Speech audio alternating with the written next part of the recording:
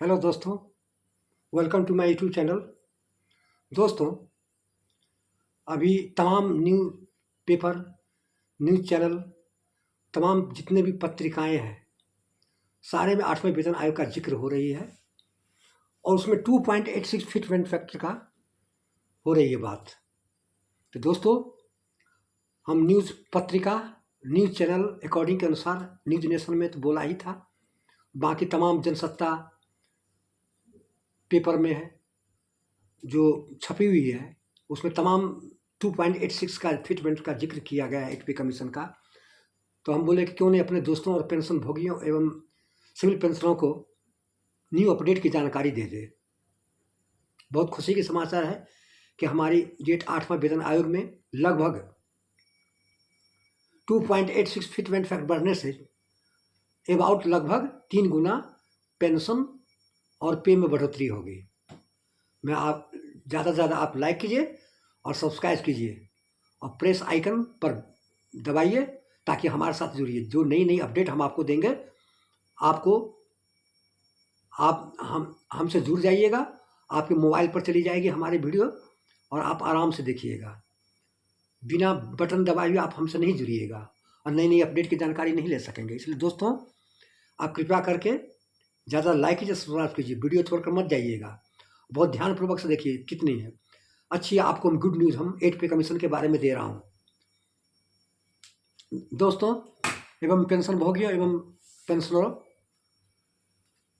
सबसे पहले वेतन आयोग हर एक 10 साल के बाद होती है। सबसे फर्स्ट वेतन आयोग 1946 में हुई थी और पिछला जो वेतन आयोग है 2014 में मनमोहन सिंह की सरकार गठित की थी, 2016 में रिपोर्ट दिया था। उसमें 2.57 की फिटमेंट फैक्टर लगाया था। अब आप बोलिएगा फिटमेंट फैक्टर क्या होता है? आप तो कमेंट में आप भी लिख सकते हैं, पूछते हैं, तो मैं उसका जवाब दिया हूँ। बहुत हमसे पूछा भी है कमेंट में कि फिटमेंट फैक्टर क्या होता है। फिटमेंट फैक्टर गुणांक होता है, वह गुणांक होता है जो पे और पेंशन में मल्टीप्लाई कर करके, मान लिया कि 2.86 या जितने भी हो, गुना करके जो पे और पेंशन आती है उसी को हम फिटमेंट फैक्टर बोलते हैं। कहीं 2 3 4 हमको कमेंट किया था कि फिटमेंट फैक्टर क्या होता है, तो इसलिए मैं आपको इस चैनल के द्वारा हम आपको जानकारी दे रहे हैं। तो 2.86 की जिक्र हो रही है तमाम जितने भी चैनल पत्रिकाएं। हम अपनी ओर से कुछ नहीं बोल रहे हैं। हम जितने भी है न्यूज नेशन, जनसत्ता और जितने भी तमाम पत्रिकाएं हैं, उसके अकॉर्डिंग जो छप रही है उसके अनुसार हम आपको न्यूज़ दे रहे हैं। सरकार की तरफ से आधिकारिक घोषणाएं नहीं हुई है, अभी अनऑफिशियल लेटर आया है, ऐसे अनुमान लगाया जा रहा है। एनसीसी जेसीएम क्या होता है? एनसीसी जेसीएम राष्ट्रीय राजमंच पेंशन भोगियों का होता है, जो कैबिनेट सचिव के साथ बैठक करके अपनी समस्याएं उनके सामने में प्रस्तुत करती है। तो ये जितने 2.86 का जो जिक्र हुई है, ये एनसी जेसीएम श्री गोपाल मिश्रा जी ने ही डिमांड रखा था कि हमको इतनी महंगाई बढ़ रही है, आसमान छू रहा है, और हमारा इस बार जो 7वां वेतन आयोग के बाद 53% डीए बढ़ा है। इतनी महंगाई होने के बावजूद डीए बहुत कम बढ़ी है। इस कारण से हमको 2.86 का जो 8वां वेतन आयोग होगा उसमें फिटमेंट फैक्टर रखा जाए। तो दोस्तों, यदि अच्छी बात है, यदि हो जाए तो अच्छी बात है। अब आपको हम बता रहे हैं कि 2.86 बढ़ने से कितनी मिनिमम और मैक्सिमम आपकी पे और पेंशन बढ़ेगी। आपको 7वां वेतन आयोग में 18,000 घोषित किया था। 18,000 में 2.86 से गुना कीजिए तो आपको 51,480 रुपया होता है। ये मिनिमम है। और मैक्सिमम क्या है? जो 7वां वेतन आयोग में 2.5 लाख किया था, 2.5 लाख से 2.6 से 6,43,000 कुछ समथिंग पे होता है। तो जितने भी मेरे प्यारे दोस्तों, जितने मेरे प्यारे स्टूडेंट आप लोग तैयारी कीजिए, अच्छे से तैयारी कीजिए। अब अच्छी पे स्केल 8वां वेतन आयोग में बढ़ रही है, अच्छा तनख्वाह मिलेगी आपको। तो मैं अपने दोस्तों और भाइयों से हम रिक्वेस्ट कर रहे हैं कि आप लोग अच्छी तरह अपना सेंट्रल गवर्नमेंट की नौकरी की तैयारी कीजिए। अच्छा पे स्केल 8वां वेतन आयोग में मिल रहा है, अच्छी तनख्वाह मिलेगी। अब प्राइवेट नौकरी से भी अच्छा तनख्वाह भी 8वां वेतन आयोग में करने जा रहा है। इसलिए अभी से तैयारी करना शुरू कर दीजिए सेंट्रल गवर्नमेंट के सर्विस के लिए। दोस्तों, मैं आप लोगों को एडवाइस दे रहा हूँ और अच्छी जानकारी दे रहा हूँ आप लोगों को नॉलेज के लिए। दूसरी है, हाँ, और न्यूनतम पेंशन 7वां वेतन आयोग में 9,000 किया था, उसको 0.6 से 25,870 रुपया होता है मिनिमम पेंशन।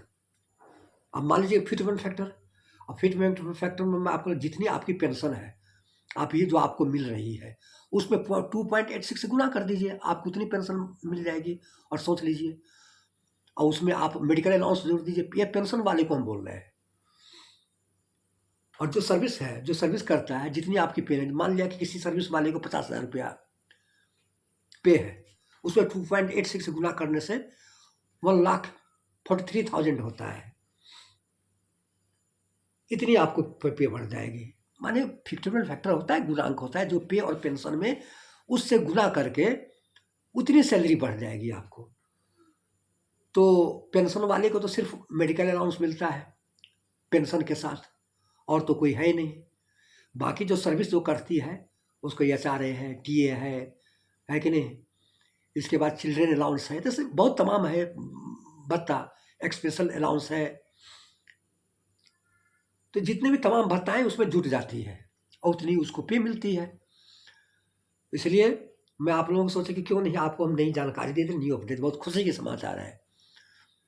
हम भी तो retirement board of secretary force से पेंशन आया हूँ, तो हमको भी ये बात सुनकर बहुत खुशी हुई है, और हम बोले कि क्यों नहीं हम जानकारी दे दें अपने सिविल फौजी भाइयों और पेंशनर को, है कि नहीं, कि हमारी भी पेंशन तो बढ़ जाएगी लगभग 3 गुना, और आप लोगों की बढ़ेगा 3 गुना। वो तो जनरल सभी को बढ़ेगा। जितनी आपकी पेंशन है उसमें आपको 2.86 से गुना कर दीजिए। फिर आप बोलिएगा कि 2.86 नहीं होगा।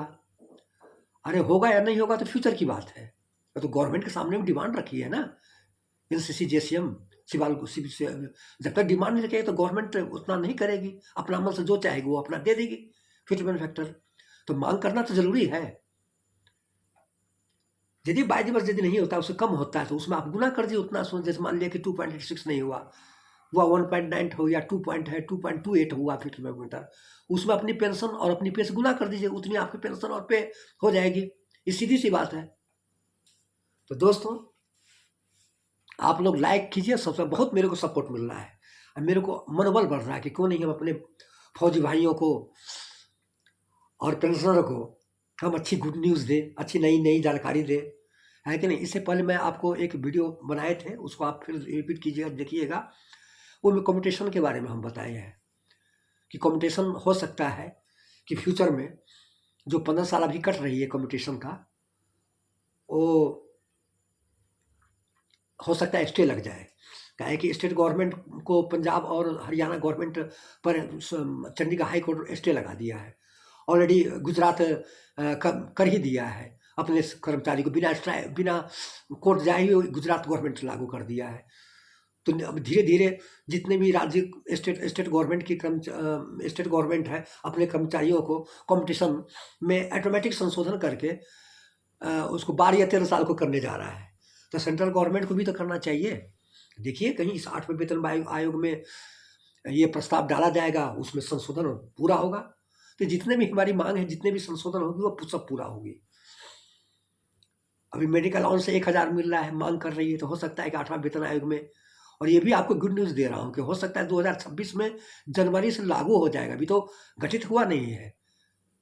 ये तो मनमोहन सरकार थी 2014 में, इसलिए कर दिया है अपने वोट लेने के चक्कर में, कि हमको सेंट्रल गवर्नमेंट के कर्मचारी की सपोर्ट मिले कि हम जीते, अपने सत्ता में आए। लेकिन एनडीटीवी साक्षात्कार में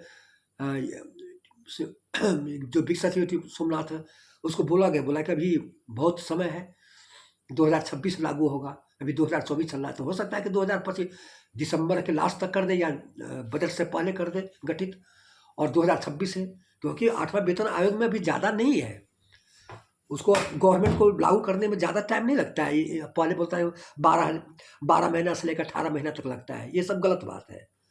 चाहेगा तो 5 या 6 महीने में अपना रिपोर्ट दे करके सेंट्रल गवर्नमेंट को, जो कमेटी बैठेगी और जो कमेटी जो देगी रिपोर्ट, तो लागू कर देगा सेंट्रल गवर्नमेंट 2026 से, जनवरी से। आप देख लीजिएगा, मैं आपको बता रहा हूँ। 12 महीने 18 महीने सब गलत बात है। ये चाहेगी तो 5-6 महीने के अंदर भी ये सब करके क्लियर करके आपको वेतन आयोग 2026 से जनवरी से 8वां वेतन आयोग पे कमीशन लागू कर देगा। ये आप भ्रम में मत रहिए कि ये बहुत कम समय है, होगा कि नहीं होगा। होगा, क्यों नहीं होगा। अभी तक तो हमारी जो 2016 से तो कोई हमको बेसिक पे में बढ़ोतरी नहीं हुई है, तो ऑटोमेटिक 8वां वेतन आयोग बैठेगा ही और उसमें बढ़ेगा ही है। इस सवाल ही नहीं उठता है कि नहीं बैठेगा। इसलिए दोस्तों, धैर्य होता है और अपना रखिए। कोई भी होता है, आप हमारे कमेंट्स में पूछिए, आपको हम फ्री छोड़ दिए हैं। जो कमेंट करना है कीजिए, उसी में हम राय लेना चाहते हैं जनता से कि जनता हमको क्या चाहती है, लाइक करती है कि डिसलाइक करती है। तो हमको अनुभव होता है ना। चलिए दोस्तों एवं प्यारे पेंशन भोगियों और पेंशनरों, मैं आप लोगों से नमस्कार और रिक्वेस्ट करना चाहता हूं कि आप 30 तारीख तक लास्ट डेट है जीवन प्रमाण पत्र, लाइफ सर्टिफिकेट, कृपया आप अपने मोबाइल के द्वारा और अपना पोस्ट ऑफिस या बैंक के द्वारा या किसी ऑनलाइन के द्वारा आप सबमिट कर दीजिए। अब बहुत कम ही दिन बच गए। अब 25 तारीख सिर्फ 5 दिन अब रह गया है। 30 तारीख तक उसका लास्ट डेट है। फिर दिसंबर से आपको पेंशन रुक जाएगी, नहीं मिलेगी। इसलिए आप लोगों से रिक्वेस्ट है कि आप अपना जीवन प्रमाण लाइफ सर्टिफिकेट आप सबमिट कर दीजिए जल्द से जल्द। और मैं आप लोगों को एक और खुशखबरी बता रहा हूँ। पिछले वीडियो में बताया, आपको जानकारी दे दी, एक और फिर हम सोच रहे हैं कि इसमें हम आपको जानकारी दे देते हैं कि जितने भी डिफेंस सिविल के सीनियर सिटीजन पेंशनर है,